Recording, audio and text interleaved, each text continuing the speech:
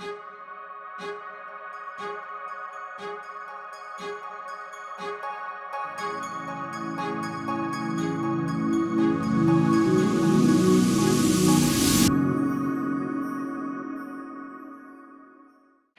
and welcome to another episode of Kitty Talks. This week, I share with you why and how, when you do your Dharma, you are supported.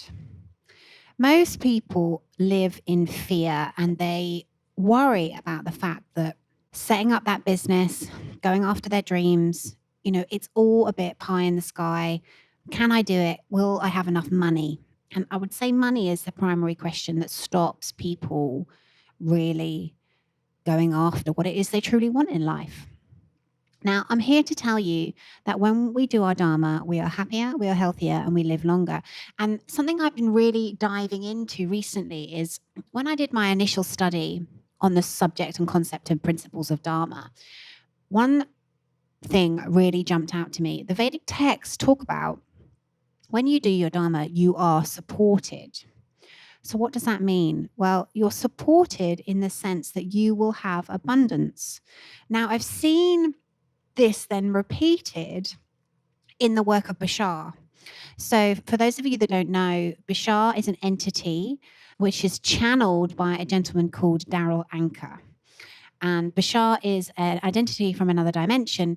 And he talks about how when we uncover our purpose, when we follow our highest excitement to the best of our ability with no expectation on the outcome, we are supported and we will live an abundant life. Now, I've been really unpacking this concept because the key thing that holds people back from doing their Dharma, from creating their dream life, is fear. And I would say it's probably fear around money. Now, you're listening to this podcast, the chances are you're interested in uncovering your purpose. The chances are you are keen to make a difference on the planet. The chances are that you are not satisfied with the life that you're living and you know there's more available to you. Now, I'm going to take away in this podcast episode probably one of your biggest fears. You're not enough and that you won't be supported. Now, what I have seen time and time again is when people come through my Dharma course, they are supported. Now, there is a caveat to this because what generally tends to happen is we decompartmentalize. I'm a bugger for this, right? So we expect things to show up in a certain way.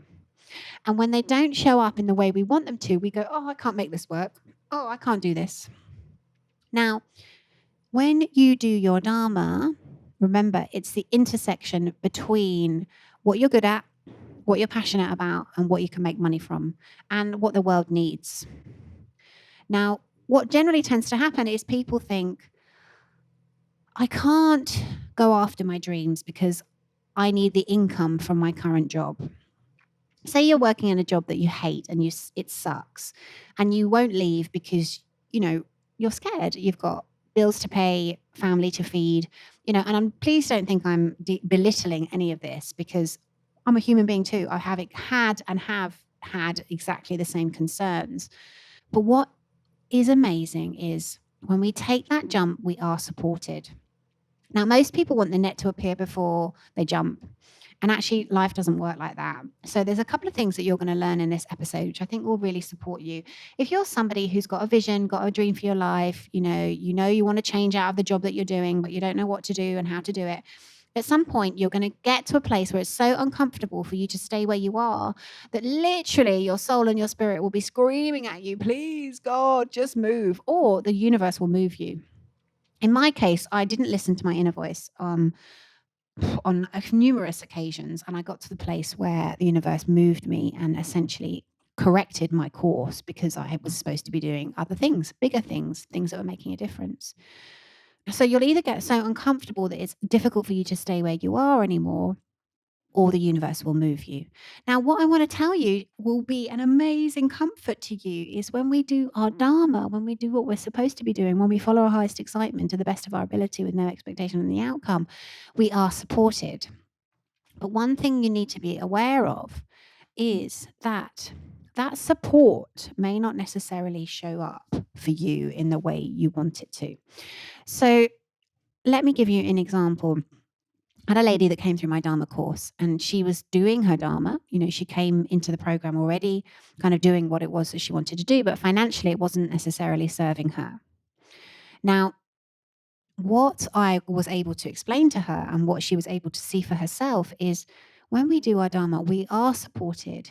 Now, she was supported financially. She was supported through her family. But of course, where the way she wanted the support to show up was through her business. And it wasn't showing up in the way she wanted or expected.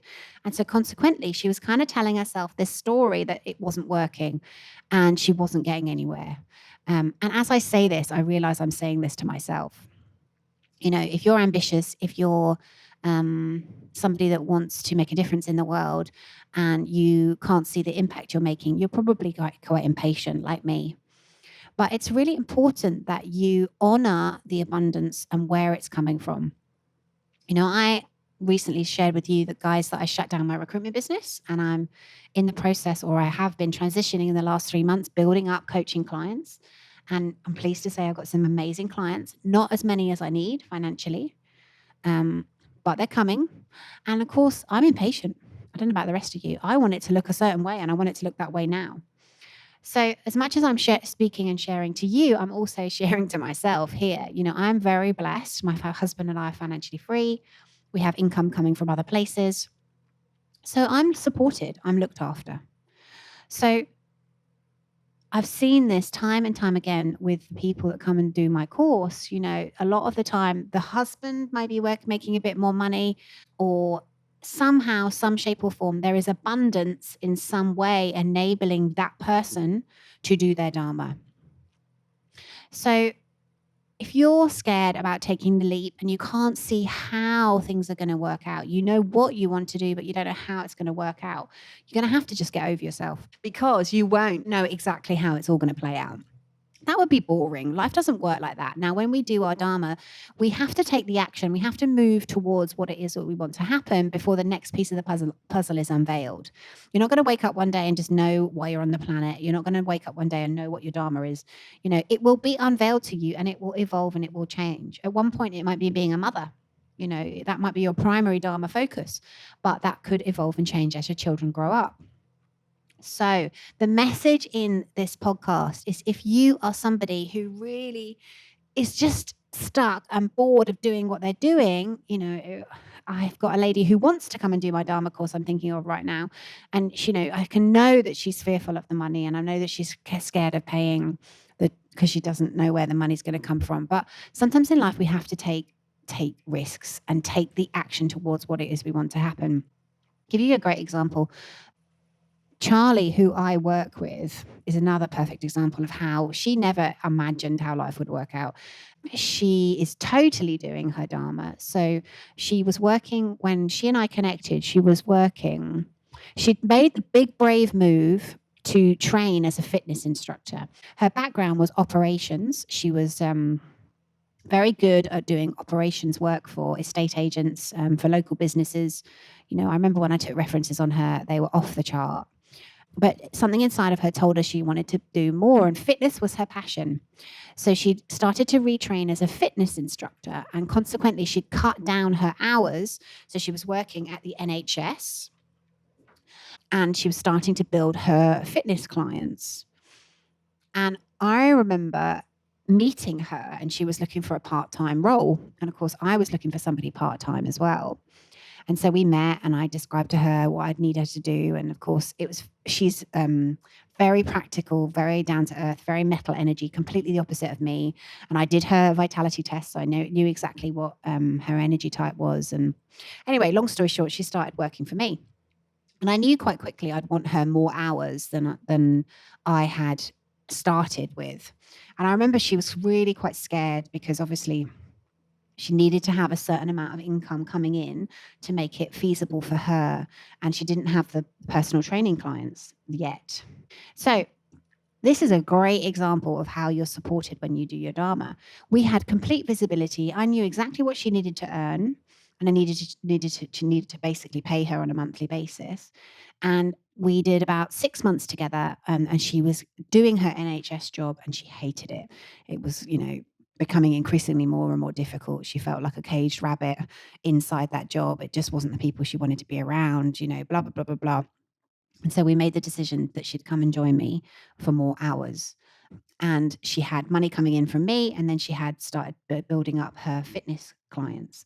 Now, this was 2 years ago, and what's amazing now is she now has her own fully fledged fitness business. And she had no idea. I was starting to talk to her now, back in 2 years ago, how it would all pan out. She didn't know. And she's quite risk averse actually as an individual. But she's a great example of what happens when we go after what it is we truly want, when we follow our highest excitement. And of course, we love working together. She still works for me now, and she gets to do all my technical stuff, all the online stuff, all the stuff that I hate doing. Charlie's amazing at, so I feel very blessed. And it was almost like the universe brought us together. So I tell you that story because she now has a thriving fitness business, as well as doing bits and bobs for me, which she says she loves, because obviously she's always learning, because there's always something new that we're doing. When you do your Dharma, it definitely pushes you out your comfort zone. But a prime example of how she was supported in the transition. I've seen this time and time and time again, where we don't know how we're going to be supported and we don't know how we're going to make it through, but we do. So if you're listening to this and you're stuck in a job that you really, really hate, then this is your sign. This is your wake-up call. How can you look to go part-time with what you're doing? I always recommend anyone I coach, to make the transition, but do it in such a way that you don't put yourself at risk. It's not too jumpy. Make sure you've always got your bases covered. Make sure you've always got your bills covered, because you don't want to put pressure on yourself to a point where you're struggling to pay your bills every month, because that's also not smart and that's not clever. So it's almost like a staged transition. And the other thing that you need to be aware of and be open to is, if you're, for example, transitioning careers and you're not sure how you can make a living in your new career yet, then just be open and ask the universe for ideas. Ask the universe for ideas about how you can make more income, how you can support yourself, because that's the other thing. When we ask, it is given.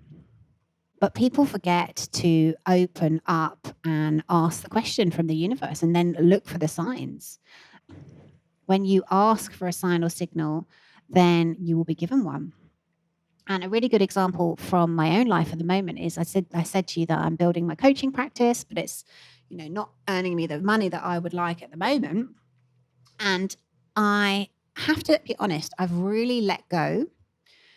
So what do I mean by that? Like, I'm just living in this space of life is flowing and it's really beautiful and it's, fantastic. And I have employed a coach myself, and she's costing a fortune, if I'm honest, eye-watering. And I was really concerned and I was really worried about how much I was spending on her, because my business isn't making enough money to cover her at the moment. And then all that tension and all that worry was kind of really stressful. And then I just got to a place where I just had to let it all go. And I just totally, totally relaxed. And that felt great. That felt really good. And what I noticed was I suddenly started to go into this flow state. So what do I mean by that? Well, things just started to slot into place. So the money hasn't come yet for the new coaching clients, but I totally know it's coming, and I'm in that space of trust. The flow state that started happening was, remember, you might have seen it if you follow me on my stories. I just woke up one day, and my husband, a beautiful day, and it was the day of racing here at Goodwood, and we live very close to Goodwood. And my husband said, wow, we should go racing. And we were like, yeah, let's go racing. Okay, that's a good idea. It's nice to be spontaneous. And that was in the morning. And then 2 hours later, a girl in my gym class basically put on WhatsApp to say that she had spare Royal Enclosure tickets and did anybody want them? And everyone else had said no. And I was like, yes, please, I would love them. So we went to the races for free, which was very cool. And then I bumped into about 6 different people that I knew at the races, which was also very cool. And then I just had this experience of bumping into people at petrol stations, like literally physically bumping into. I've got a meeting with a lady next month who I bumped into, I haven't seen for 6 years. And I literally came out of the petrol station and whacked straight into her. So that's a good sign from the universe. And I've experienced where I'm booking meetings with potential clients. I had one meeting that I'm going to do on Thursday with a potential client, and she's somebody from my past who I haven't seen for a long time. And when I rang her up, I said that I'm coming to London and this is a date I'm coming to London. And she checked her diary and she said, "Oh, that's really weird. I've just had a meeting put in my diary for that day. And the timing even worked. Like I've got lunch with another client. And after that was when she was available." So we are supported when we do our Dharma, but we have to go after what it is that we want. We have to take the jump.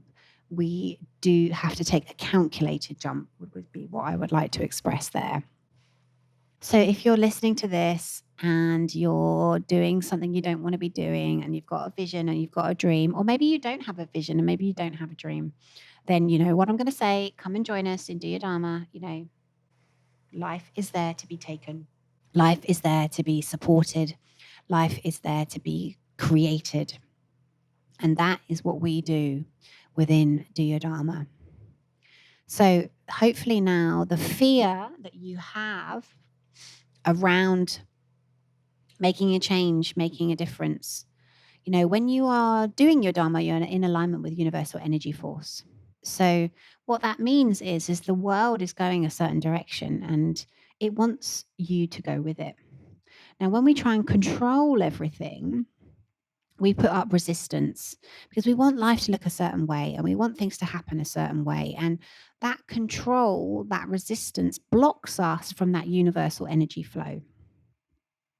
So when we let go, like you hear this time and time again, where people want something. Like a friend of mine, and again, I'm speaking to myself at the moment, but a friend of mine wanted to have a baby and she didn't meet her partner till she was 40.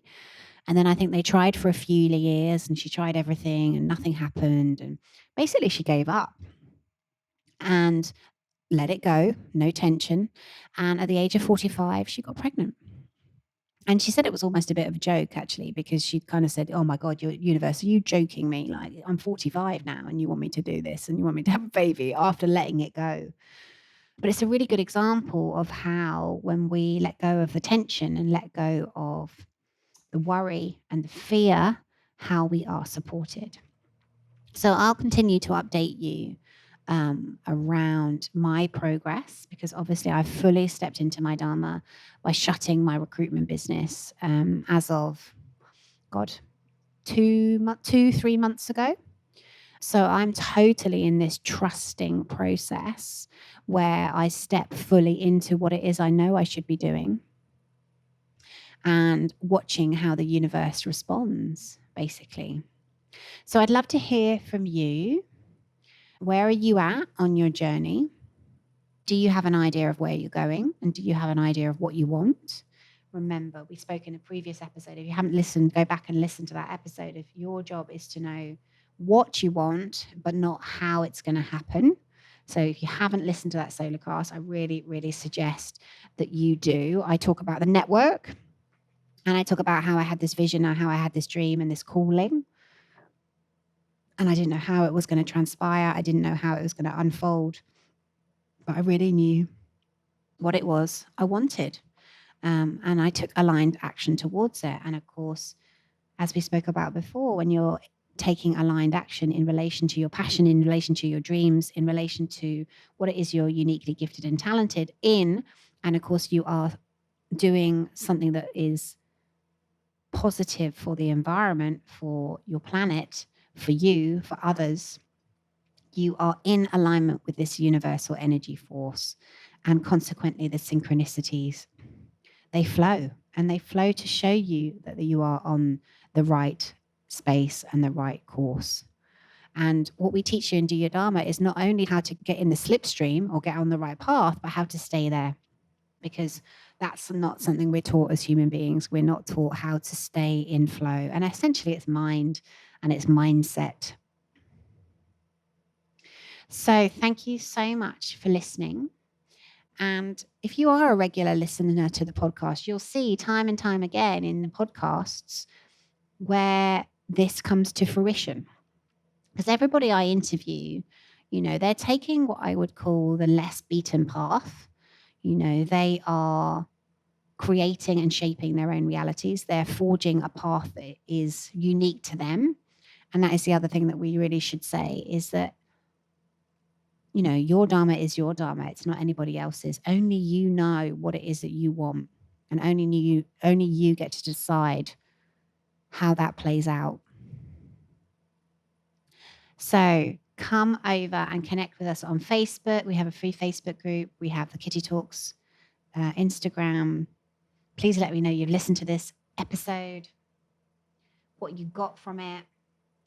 And remember, you are always supported when you do your Dharma. It may not look how you necessarily want it to look, but you are supported.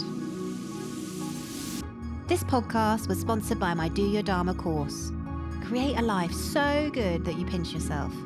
This 8-week online course demystifies Dharma and shows you how to tune in to why you're really here. Go to www.kittytalks.com/do your Dharma.